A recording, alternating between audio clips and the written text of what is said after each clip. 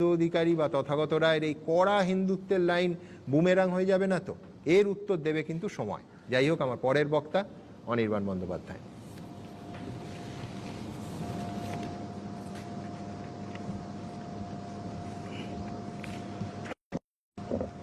সরস্বতী পুজো বন্ধ করা নিয়ে সুমনদা আপনারই একটি অনুষ্ঠানে আমি ছিলাম ঘণ্টাখানেক সঙ্গে সুমনে।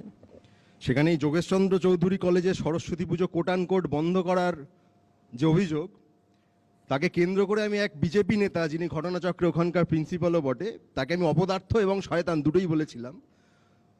সেই প্যানেলের মধ্যে তো বটেই, অনেকে পরেও আমাকে বলেছিলেন না বললেই পারতে। কিন্তু একটু আগে কথাবার্তাগুলো শুনে আমি এখন নিশ্চিত হলাম যে বলেছি তো বেশ করেছি, আর অনেক কিছু বলা উচিত ছিল যেটা স্বাভাবিকভাবে এখনো বলা যায় না, ভবিষ্যতে নিশ্চয়ই বলবো। এবং যে সরস্বতী পুজোর কথা তথাগতবাবু বললেন, বন্ধ হওয়া তো দূরে থাক, এই যোগেশচন্দ্র কলেজে বরং একের বেশি দুটো সরস্বতী পুজো হয়েছে। কে করবে তাই নিয়ে লড়াই, সেখানে ছাত্রদের ধর্ম, ছাত্রীদের ধর্ম নিয়ে যে নোংরামোটা সেখানকার বিজেপি নেতা তথা অধ্যক্ষ করেছিলেন, সেই নোংরামোটাই আপনাদের একমাত্র সম্বল, এটা আমরা জানি, নতুন কোনো কথা নয়। আপনি একজন নরেন্দ্রর কথা বলে শুরু করলেন, সেই নরেন্দ্রই যে মোগল সাম্রাজ্যকে এবং সম্রাট আকবরকে ভারতবর্ষের শ্রেষ্ঠতম রাজা বা সম্রাট বা শাসকদের একজন মনে করেন, সেইটা বোধ করি আপনাদের চোখে পড়ে না। কারণ আপনারা তো মনে করেন যে সেই মোগল সাম্রাজ্যের আমল থেকে, ইসলামী আমল থেকেই আমরা পরাধীন। কিন্তু যে নরেন্দ্রের কথা আপনি বললেন, নরেন্দ্রনাথ দত্ত, দামোদর দাসের কথা বলছি না, তিনি কিন্তু মনে করতেন Akbar is the greatest monarch of India, এবং মুঘল ডাইনেস্টি মোটেই পরাধীনতার কোনো চিহ্ন ছিল না।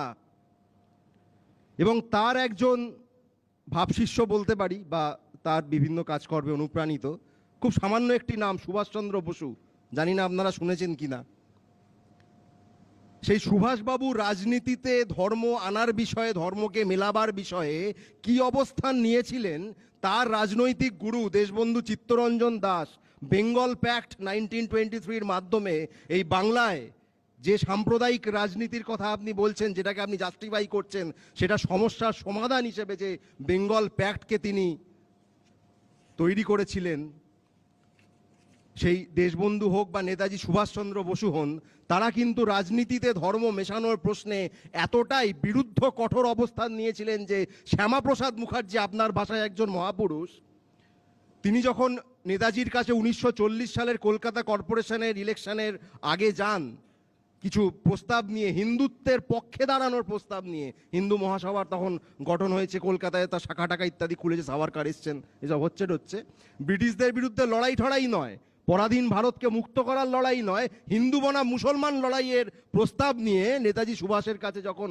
আপনার ভাষায় মহাপুরুষ শ্যামাবাবু গেছিলেন, নেতাজি কি উত্তরটা দিয়েছিলেন সেটা অন্য কোনো হিস্টোরিয়ান দরকার নেই, কোনো আপনাদের ভাষায় বামো ইসলামিক ঐতিহাসিকের কথা বলছি না, লিভস ফ্রম আ ডায়েরি, শ্যামাপ্রসাদের নিজের লেখা ডায়েরি, সেখানে তিনি লিখছেন। এবার যে দুটো শব্দ বলবো, একটু কল্পনা করার চেষ্টা করবেন, বাংলার মাটিতে দাঁড়িয়ে এই দুটো শব্দ নেতাজিকে কেউ বলেছিলেন, দেশ বিরোধী, হিন্দু বিরোধী। এটা অন্য কাউকে নয়, সুভাষচন্দ্র বসুকে বলেছিলেন শ্যামাপ্রসাদ মুখার্জি। একটু একটু সময় নিয়ে একটু ভাবুন, নেতাজি সুভাষচন্দ্র বসুকে দেশ বিরোধী এবং হিন্দু বিরোধী বলছেন শ্যামাপ্রসাদ মুখার্জি, বাংলার মাটিতে দাঁড়িয়ে। এবং নেতাজি তাকে, মানে কেন তাকে নেতাজিকে এই কথা দুটো বলতে হচ্ছে, কারণ নেতাজি বলেছিলেন যদি এই ধরনের চেষ্টা হয়, আমি দরকারে বল প্রয়োগ করে আটকাবো, এই রকম প্রচেষ্টা আমি বাংলার মাটিতে, ভারতের মাটিতে সফল হতে দেব না। তাই শ্যামাপ্রসাদের খুব রাগ। এই শ্যামাপ্রসাদ মুখার্জি মহাপুরুষ, তার আর একটা ঘটনা বলি।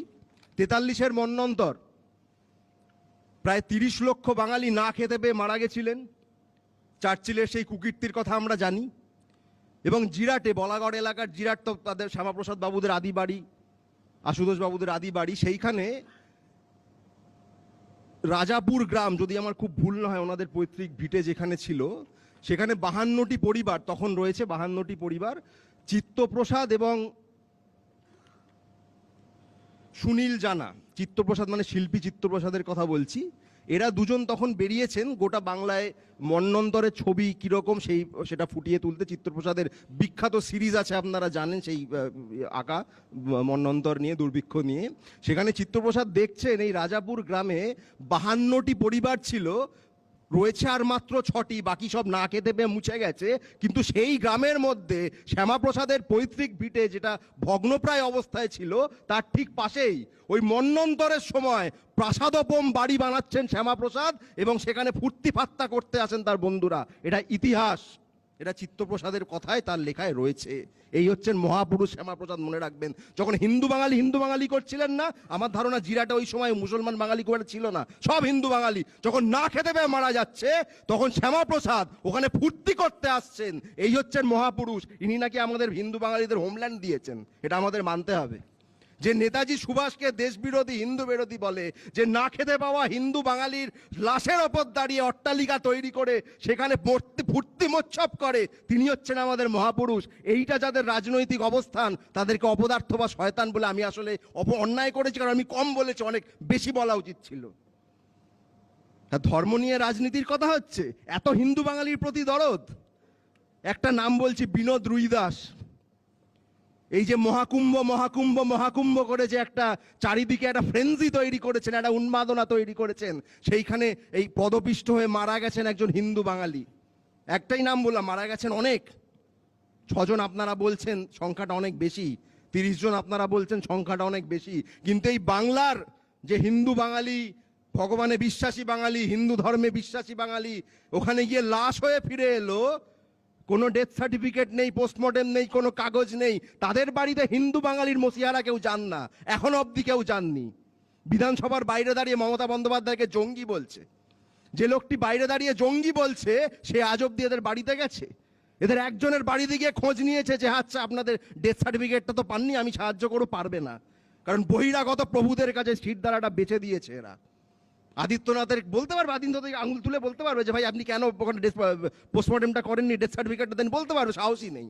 কারণ এই ধরনের লোকের আছে, শ্যামাপ্রসাদ হোক বা শুভেন্দু অধিকারী বা এখানে উপস্থিত যারা রয়েছেন এদের ভাবশিষ্যরা, এরা আসলে কাপুরুষ। সরাসরি বলছে, এরা আসলে কাপুরুষ। যখন আমাদের পূর্বপুরুষরা, সেটা নেতাজি সুভাষ হোক বা দেশবন্ধু হোক বা ক্ষুদিরাম হোক বা প্রফুল্ল চাকি হন, তারা যখন ব্রিটিশদের অত্যাচারের বিরুদ্ধে লড়ছিলেন, এদের একমাত্র মাথা ব্যথা ছিল যে ব্রিটিশদের সেনাতে মুসলমানরা যেন বেশি না যায়, হিন্দুদের বেশি বেশি ঢোকাও। ব্রিটিশদের সেনাতে, ব্রিটিশদের সাথে লড়াই নয়, কুইট ইন্ডিয়া মুভমেন্টের সময় সরাসরি বিরোধিতা করছেন। এরা নাকি স্বাধীনতার সময় আমাদের হিন্দু হোমল্যান্ড দিয়েছেন, ঘন্টা দিয়েছে। যে ফজলুল হককে একসময় শ্যামাপ্রসাদ মুখার্জি মুসলিমদের তোষণকারী, মৌলবাদী, জঙ্গি, নানা কিছু সেই সময় বলেছিলেন, তারই মন্ত্রিসভায় গিয়ে ঢুকেছিলেন। যে নেহেরুকে দাঁড়িয়ে, এখানে জওহরলাল নেহেরুকে দাঁড়িয়ে তথাগতবাবু এত গালি দিলেন, তার মন্ত্রিসভায় স্বাধীনতার পর ছিলেন। মানে সুবিধাটা 16 আনা নেব, লড়াইয়ের বেলায় ভাই আমি নেই। সে ব্রিটিশ হোক, মন্বন্তর হোক, যা খুশি হোক, লড়াইয়ের বেলায় আমি নেই। এরা আসলে কাওয়ার্ডস, বাঞ্চ অফ কাওয়ার্ডস। এরা আপনাকে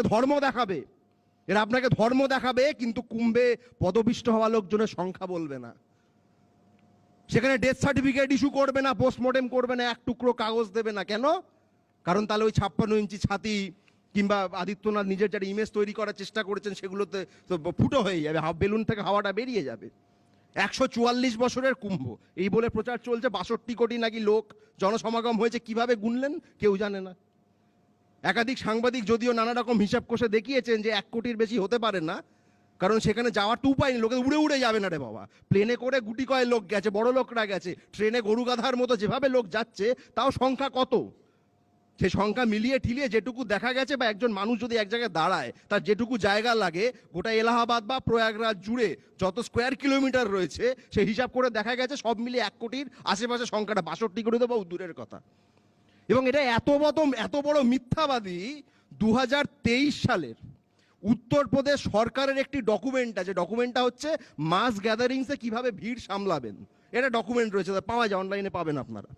তার 50 নম্বর পাতায় অখিলেশ যাদবের পূর্বতন যে সরকার ছিল, সমাজবাদী সরকার, তাদেরকে সমালোচনা করতে গিয়ে লিখছে যে 2013 সালের কুম্ভটা হচ্ছে 144 বছরের মহাকুম্ভ। এটা ইউপি সরকার নিজে লিখেছে 2023 সালের একটা ডকুমেন্টে, আর এখন প্রচার করছে এটাও নাকি 144 বছরের মহাকুম্ভ। লে ভাই, 10 বছরের অন্তর 144 বছর হয় না? এ কোন হিসাব? মানে তো খোদ আর্যভট্ট থাকলে গলায় দড়ি দিতেন আর একবার। 2013টাও মহাকুম্ভ, 2025টাও নাকি মহাকুম্ভ। 12 বছরের মধ্যে 144 বছর হয়ে গেল। এই আসলে এই যে মিথ্যার প্রচার, মিথ্যার বেশাতি, এর ওপর ভিত্তি করেই দাঁড়িয়ে আছে এদের রাজনীতি।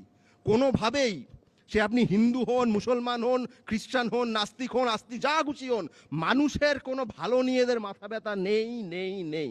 সে শ্যামাপ্রসাদ হোক, সে সেই সময়কার হিন্দু মহাসভার নেতারা হোক, আরএসএস হোক, বিজেপি হোক, তথাগত রায় হোক, পঙ্কজ রায় হোক, শুভেন্দু অধিকারী হোক, যেই হোক, এদের সাধারণ মানুষের ভালো মন্দ নিয়ে কোনো মাথা ব্যথা নেই। এত স্পষ্ট বললাম, সরাসরি বললাম।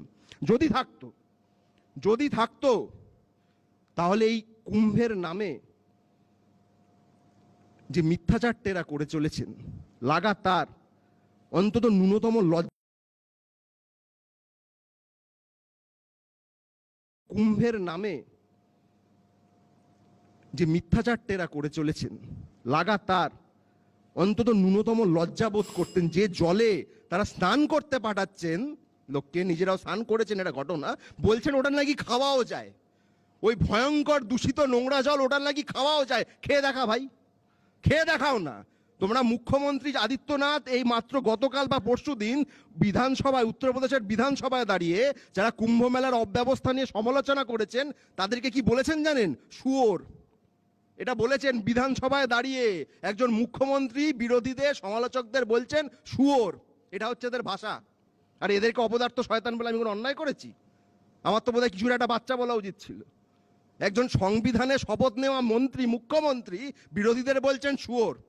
কেন না? তার এই যে প্রাণহানি ঘটেছে তার অব্যবস্থার জন্য, সংখ্যা লুকোনোর জন্য যে অবস্থা হয়েছে, সেখানকার পুলিশ যে মানুষদের পরিজনরা হারিয়ে গেছে, খুঁজে পায়নি, বেঁচে আছে কিনা জানে না, খোঁজ করতে গেছিল হাসপাতালে, মর্গে, থানায়, তাদের কার্যত শুয়োরের মতো লাঠিপেটা করেছে। ছবি রয়েছে, জার্নালিস্টদের ছাড়ে, সাংবাদিকদের ছাড়েনি, শুয়োরের মতো লাঠিপেটা করেছে। আমি শুয়োর শব্দটা ব্যবহার করছি এটা বোঝানোর জন্য যে ব্যক্তি, যে মুখ্যমন্ত্রী অন্যদের শুয়োর বলে, আসলে তার প্রশাসন, সাধারণ মানুষ, তারা কিন্তু হিন্দু, মনে রাখবেন, তাদের সাথে এই শুয়োরের মতো আচরণ করেছে। এই হচ্ছে ফাসিস্ট, এই হচ্ছে হিন্দুত্ববাদী, এরাই হচ্ছে আরএসএস, হিন্দু মহাসভা, বিজেপি। এদের আসল মুখটা চিনে নিন, বা যা দেখবেন সামনে বেশিরভাগটাই মুখোশ। তবুও তথাগতরাই অনেক সৎ, অনেক নির্ভীক, এই দিক থেকে ওনার কোনো মুখোশ নেই, সরাসরি বলে দেন যা বলার। এই ধরনের রাজনীতির স্পষ্ট বিরোধী আমরা। ভোটে বিভিন্ন ইস্যু নিয়ে ভোট হবে, অনেক লড়াই হবে, সব কিছু হবে, কিন্তু হিন্দু মুসলমানের বিভাজন শুধুমাত্র মুসলমানদের ক্ষতি করে এমনটা নয়। 1930-এর দশকের জার্মানি মনে করুন, ওই ইহুদিদের দিকে আঙুল তুলে, ইহুদিদেরকে আদারাইজ করে, তাদেরকে শিখণ্ডি খাড়া করে জার্মানদের কোনো ভালো হিটলার বাহিনী করেনি। যখন একদিকে ইহুদি নিধন হচ্ছে, অন্যদিকে হিটলারের ঘনিষ্ঠ যত সব তার যে নেতা ফেতারা ছিল, সে হাইমলার হোক, গোয়েবেলস হোক, যে রিবেন্ট্রপ হোক, যে হোক, তাদের কিন্তু সম্পদ বৃদ্ধি পেয়েছে, ক্রমাগত সম্পদ বৃদ্ধি পেয়েছে, আর সাধারণ জার্মানির অবস্থা খারাপ থেকে আরো খারাপ হয়েছে। এবং একই সঙ্গে তাদের ঘনিষ্ঠ যে শিল্পপতিরা, আমি কোম্পানিগুলোর নাম বলবো না কারণ সেগুলো এখনো অপারেট করে, এবং তার মধ্যে মানে জার্মানির বিদেশি, মানে আমেরিকার কোম্পানিও ছিল, মনে রাখবেন, সেগুলো এখনো অপারেট করে। তারা এই ইহুদি নিধনকে ফান্ডিং করে গেছে, এবং জার্মানির বা হিটলারের যে যুদ্ধ, তাকে ফান্ডিং করে গেছে নিজেদের কামাই বাড়ানোর জন্য।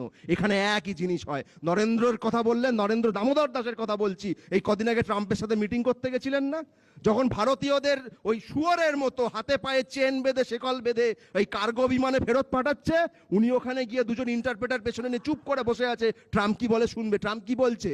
যা চাপিয়ে দিল শর্ত সব শুনলো, একটাই শর্ত শুধু মানার জন্য, যাতে আদানিকে ছেড়ে দেয়, যাতে আদানিকে ছেড়ে দেয়। সে ভাই তুমি ভারতীয়, হিন্দু হোক, শিখ হোক, যা খুশি হোক, তাদের তুমি শিকল বেঁধে, গলায় দড়ি দিয়ে ঝুলিয়ে, যেভাবে খুশি ফেরত পাঠাও, আমার কিছু বলার নেই, তুমি দয়া করে আদানিকে ছেড়ে দাও। কেন না? আদানির বিরুদ্ধে অভিযোগ, দুর্নীতির অভিযোগ, একজন প্রধানমন্ত্রী বলছে ওটা আমার ব্যক্তিগত বিষয়। এতটাই নির্লজ্জ, এতটাই কাপুরুষেরা। আদানিকে বাঁচাতে আপনার আমার মান সম্মান ধুলোয় মিশিয়ে দিল, কিচ্ছু যায় আসে না। ওই আদানির টাকাটা তো বাড়া দরকার, ওটা তো দরকার আছে। এবং এই ইতিহাস, ওই শ্যামাপ্রসাদ হোক, আর সাভারকার হোক, গোলওয়ালকার হোক, বা আজকে নরেন্দ্র দামোদর দাস হোক, ইতিহাস পাল্টায়নি।